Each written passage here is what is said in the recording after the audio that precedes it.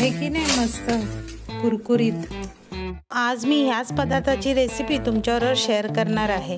नमस्कार, मी उर्वी सावंत पंगत तुमची आमची मध्ये तुमच्या सगळ्यांचं खूप खूप स्वागत करत आहे। आज मी तुमच्याबरोबर खारी शंकरपाळीची रेसिपी शेअर करणार आहे। करायला सोपी, ही टिकायलाही 2-3 महिने आरामशीर टिकते। तुम्ही पिकनिकला, प्रवासात कुठेही नेऊ शकता। तर चला पटापट सुरुवात करूया। खारी शंकरपाळी बनवण्यासाठी आता इथे 1 किलोच्या प्रमाणात म्हणजे 1 किलो हे मैद्याचं पीठ आहे।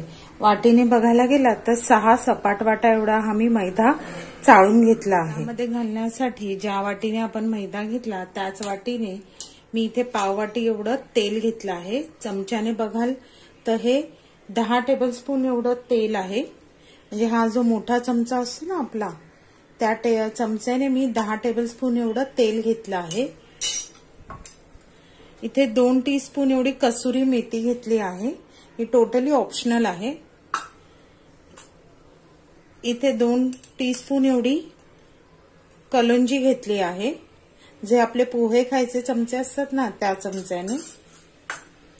इथे अर्धा चमचा ओवा, 2 चमचे जिरं आणि 2 चमचे काळी मिरी। काळी मिरी ही मी खलबत्त्यात कुटून घेतली, म्हणजे एकदम आपल्याला पावडर नको आहे, थोडी अशी दरदरीतच ठेवायची आहे, म्हणजे दाताखाली आली की छान चव येते।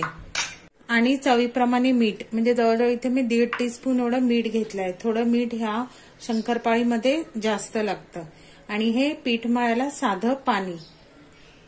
आता आपण काय करायचं, पहिल्यांदा हे तेल आहे ना आपल्याला तापत ठेवायचं, म्हणजे अगदी ह्याचं कडकडीत मोहन आपल्याला पिठामध्ये घालायचं आहे। आता ह्यामध्ये आपण सगळे एक एक जिन्नस मिक्स करूया। पहिल्यांदा हे कलोंजी, कसुरी मेथी आपण हातामध्ये घेऊन क्रश करून घालणार आहे। त्यानंतर हे जिरं, काळी मिरी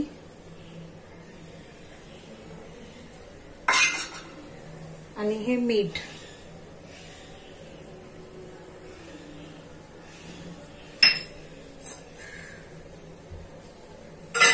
आणि ओवा सुद्धा हाताने चिरडून घालणार आहे। आता आपण हे काय करायचं, सुकं असतानाच व्यवस्थित सगळं मिक्स करून घ्यायचं। आता हे व्यवस्थित मिक्स झालं। आता ह्याच्यात आपण तेलाचं मोहन घालूया। हे बघा, असं एकदम एवढं कडकडीत हवं। आता ते आपण आपल्या पिठावर घालूया। ह्याने काय होणार, शंकरपाळी एकदम कुरकुरीत होणार।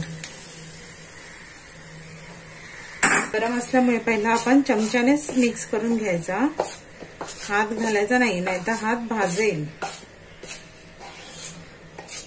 व्यवस्थित सगळीकडे मिक्स करून घेऊया मोहन।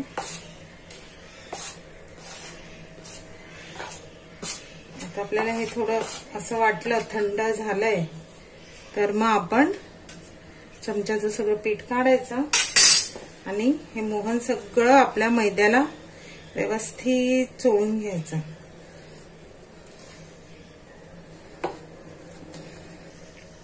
म्हणजे कसं मोहन अगदी सगळ्या मैद्याला व्यवस्थित लागलं पाहिजे करायचं। आता हे मोहन व्यवस्थित सगळं लागलेलं आहे। आता आपण थोडं थोडं पाणी घेऊन चपातीपेक्षा घट्ट मळायचंय गोळा हा।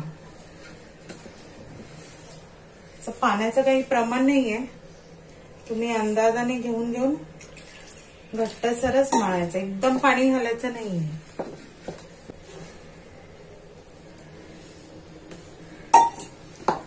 असा हा आपण पीठ आहे ना मळून घेऊया। हे बघा, साधारण इतपत एवढा घट्ट आपल्याला पीठ मळायचं आहे। आता हे पीठ चांगलं मळून झालंय। आता काय करायचं, हे 10 मिनिटासाठी आपण तसंच ठेवायचं झाकण लावून, आणि मग 10 मिनिटानंतर ह्याच्या आपण शंकरपाळ्या करायला घ्यायच्या। आता 10 मिनिटाने आपण काय करायचं, हे झाकण काढून आता त्याचे आपण गोळे करून घ्यायचे आहे। तर जसे आपण पुरीसाठी वगैरे करतो नाही का, तसेच ते उंडे करायचे आहेत.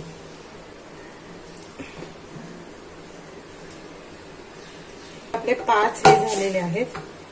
तर त्याच्या आपण शंकरपाळ्या लाटून घेऊया. हा एक गोळा घ्यायचा आणि लाटायला आपल्याला सुकं मैद्याचं पीठ घ्यायचंय. जास्त घ्यायचं नाही हा, थोडंच घ्यायचंय पोळी आपली सरकण्यासाठी. आणि जेवढी पातळ होईल तेवढी पातळ आपल्याला ही लाटायची, कारण आपल्याला कुरकुरीत हवी आहे ना, म्हणून आपण हे तुम्हाला जेवढी पातळ जमेल ना तेवढी पातळ ही लाटायची. एवढी पातळ आपल्याला ही पोळी लाटायची आहे. काय करायचं, या कातण्याने आपण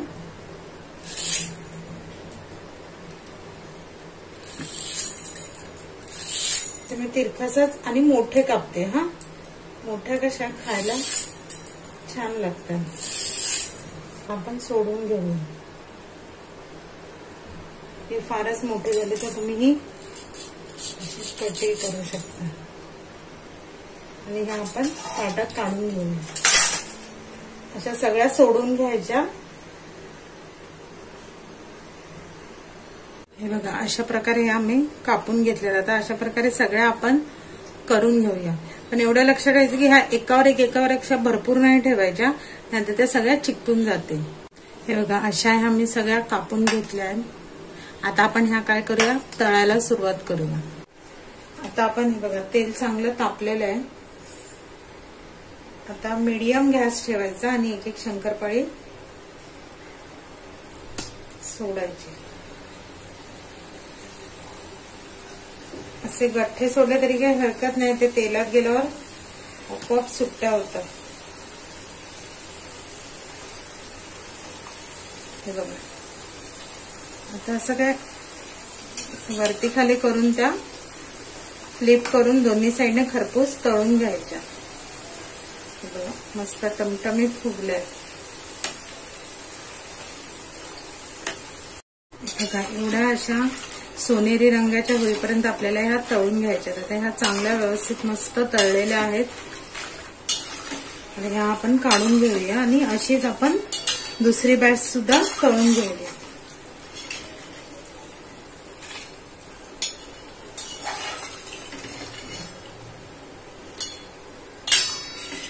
पण अशीच दुसरी बॅच तळून घेऊया. अशा प्रकारे माझ्या सगळ्या शंकरपाळ्या बघा तळून झालेल्या आहेत. तुम्हाला मी आवाज दाखवते. आहे की नाही मस्त कुरकुरीत, तोडून दाखवते.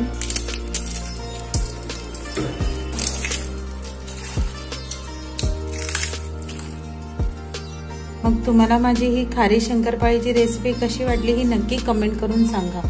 रेसिपी आवडली तर रेसिपीला लाईक करा, शेअर करा. चॅनलवर नवीन असाल तर चॅनलला सबस्क्राईब करा. आणि नवीन व्हिडिओच्या नोटिफिकेशनसाठी बेल आयकॉनला प्रेस करायला विसरू नका. तोपर्यंत मस्त मस्त राहा.